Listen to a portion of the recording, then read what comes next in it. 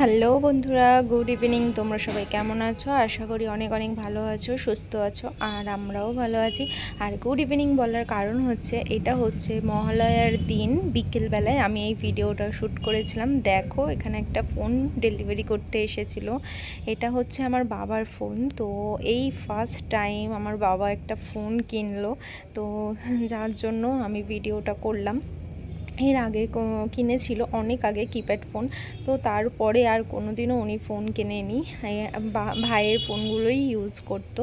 তো এখন নিজে একটা ফোন কিনলো, তাই একটু তোমাদের সাথে শেয়ার করলাম। বলো ফোনটা কেমন হয়েছে।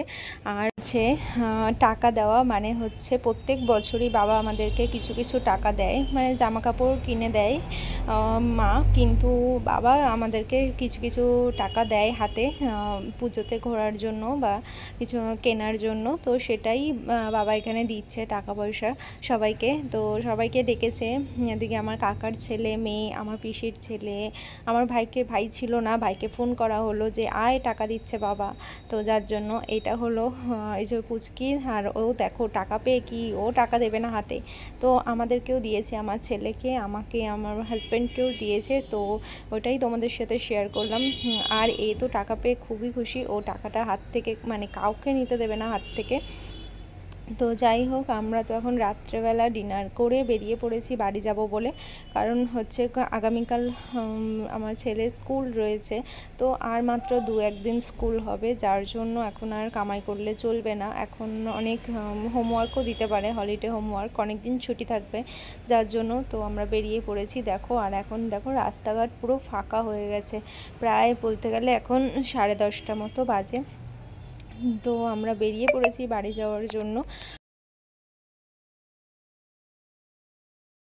যে ভিডিওটা আমি আপলোড করেছিলাম, মানে হচ্ছে মহালয়ার দিন যে আমি ভিডিওটা আপলোড করেছি, ভিডিওটা মানে 3 বার আমি আপলোড করে ডিলিট করে দিতে হয়েছে আমাকে। কেন বুঝতেই পারছিলাম না, যে বারবার আমাকে কপিরাইট দিয়ে দিচ্ছিল, সঙ্গে ভিডিওটা ব্লক করে দিচ্ছিল। কারণ আমি চ্যানেলের আর নাম নিলাম না এখানে, যেহেতু যদি আবার কপিরাইট পড়ে যায়। ওই একটা চ্যানেলের মহালয়ার কিছু পিক আমি ওই আমার ভিডিওতে ইউজ করেছিলাম, যার জন্য ভিডিওটা আমাকে বারবার মানে বন্ধ করে দিচ্ছিল, পুরো ব্লক করে দিচ্ছিল আর কপিরাইট দিয়ে দিচ্ছিল। আর আমি তো বুঝতে পারছিলাম না, আমি 3 বার ভিডিওটা আপলোড করেছি, করার পরে দেখছি ওরকম।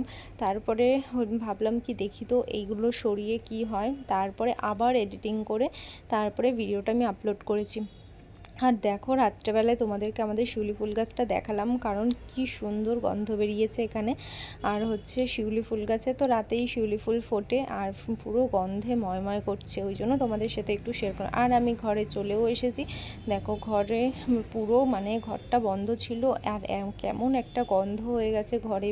একটা জামা কাপড় মেলা ছিল ওইদিকে, ওই জন্য গন্ধ হয়ে গেছে। তো আমি এসেই আগে জানলাটাকে খুলে দিলাম, আমার ছেলেকে বললাম জানলাটাকে খোল, ও তো আগেই লাফালাফি করতে ব্যস্ত। আর এখানে দেখো সব খেলনাগুলোকে সাজিয়ে রেখেছে। তো দেখো, আজকে হলো নেক্সট ডে। গুড মর্নিং সবাইকে। তো হচ্ছে ছেলেকে স্কুল যাওয়ার জন্য আমি রেডি করাচ্ছি। তো এখন যাবে স্কুলে। তো ঘুম থেকে উঠেছে, উঠে বসে আছে, বলছে আমি কিছু খাবো না। সকালবেলায় না কিছুই খেতে চায় না ছেলেটা, কেন জানি না। বললাম এটা খাবি? বললো না, আমাকে এটা টিফিনে দিয়ে দাও। আমি বললাম না, টিফিনে এটা খেলে পেট ভরবে না তোমার, ঠিক আছে তাহলে তুমি বাড়ি থেকে স্কুলে থেকে বাড়িতে এসে তারপরে তুমি খাবে। বললো ঠিক আছে। তো চলো, আমি এখন ছেলেকে রেডি করাবো, সেই জন্য আমি রেডি করছি। এদিকে জল টল সবই গোছানো হয়ে গেছে। আর ও দেখো ঘুমে মানে এখনও ঢোলঢোলো করছে, একটু শুয়ে পড়ে আবার ওঠে, আবার শুয়ে আবার ওঠে, এই করছে। প্রত্যেক দিন এরকমই হয়, ও উঠতেই চায় না সকালবেলা টাইমটা। মানে রাতে কিন্তু কালকে খুব তাড়াতাড়ি ঘুমিয়ে পড়েছিল, তবু জানি না কেন এরকম করে। আর স্কুল যাওয়ার টাইম হলেই ওর যত ঘুম পায়, এমনিটা দিন। আর এখন জানি না, ওর ঘুমটাও কিন্তু অনেক বেড়ে গেছে, সকাল 9টা বেজে যায়, 10টা বেজে যায়, তাও ঘুম থেকে ওঠে না। দেখো বসে বসে হাই তুলছে। বললাম হ্যাঁ ঠিক আছে, একটু জল খেয়ে নাও তাহলে, বলে জল খাইয়ে একটু ড্রাই ফ্রুটস দিলাম ওকে, দিয়ে ও ড্রাই ফ্রুটসটা খেলো, খেয়ে তারপর স্কুল যাওয়ার জন্য রেডি হয়ে গেল। আর জল যা গরম পড়েছে, আবার ছেলের গায়ে জানো না পুরো ঘামাচি ভর্তি হয়ে গেছে, যে কি যে কষ্ট এই গরম এই বৃষ্টি, হ্যাঁ মানে নাজেহাল হয়ে যেতে হচ্ছে। আর আমি এদিকে সব রেডি হচ্ছি ছেলে স্কুল যাবে বলে, আর ওর বাবাও উঠে গেছে, ওর বাবা রেডি হচ্ছে যাবে বলে, তো ওকে নিয়ে যাবে। আমি তো সকালে যাই না এখন আর, কেন সকালে গেলে না আমার এদিকে অনেক কাজ লেট হয়ে যায়, যার জন্য আমি যাই না। তো এই যে দেখো ওকে আমি খাইয়ে দিচ্ছি, তো বলছে কি এটা, আমি খা দুটো, খেলে ভালো লাগবে, তাই খেলো। খাওয়া, ওই দেখো আবার মুখ থেকে ফেলে দিল, মানে আমি খাবো না এটা, তাই আমি খা দুটো খা, তো খেলো। খেয়ে দিয়ে তারপরে রেডি হয়ে গেল হলো স্কুলে। আর ওর বাবা এদিকে রেডি হচ্ছে ওকে নিয়ে যাবে বলে। আর সকাল হলেই না মানে টেনশনে আমাদের ঘুম ভেঙে যায় এখন সকালবেলা। মাঝে না কয়েকদিন কি হয়েছে, স্কুল টাইম চলে যেত আমাদের ঘুম ভাঙতো না, খুবই লেট হয়ে যাচ্ছিল, যার জন্য এখন আমি আগে থেকে রাত্রেবেলা সব গুছিয়ে রাখি। আর এই যে দেখো আমরা রেডি হয়ে গেছি স্কুলে যাওয়ার জন্য, তো ছেলেকে বললাম চলো বেরিয়ে পড়ো, আর ওর বাবাও রেডি হয়ে গেছে, এখন আমরা যাব নিচে। তো চলো তোমরা ভিডিওটা দেখতে থাকো।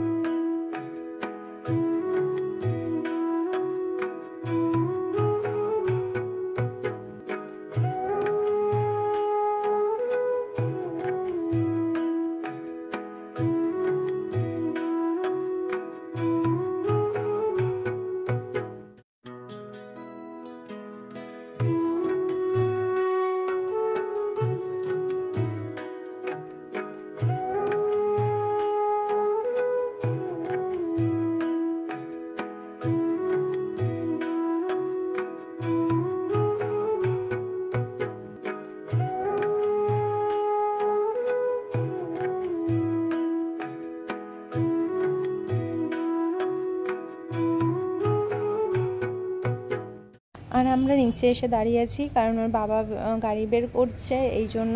আর হচ্ছে আমার ভিডিওগুলো করার হলো একটাই উদ্দেশ্য, যে আমার ছেলে বড় হয়ে যখন দেখবে যে ওর বাবা ওকে কীভাবে স্কুলে নিয়ে যেত, কি করতো না করতো, এই জন্য আমি ভিডিওগুলো না করে রাখি, যদি ও কখনো দেখে, তো এই জন্য না আমি করে রাখি ভিডিওগুলো। আর দেখো ও বাইকে উঠে পড়েছে, আর হচ্ছে যাওয়ার সময় আমাকে টাটা দিয়ে দিল, বললো, আমি আবার বললাম যে হ্যাঁ যাও, সাবধানে যাবে।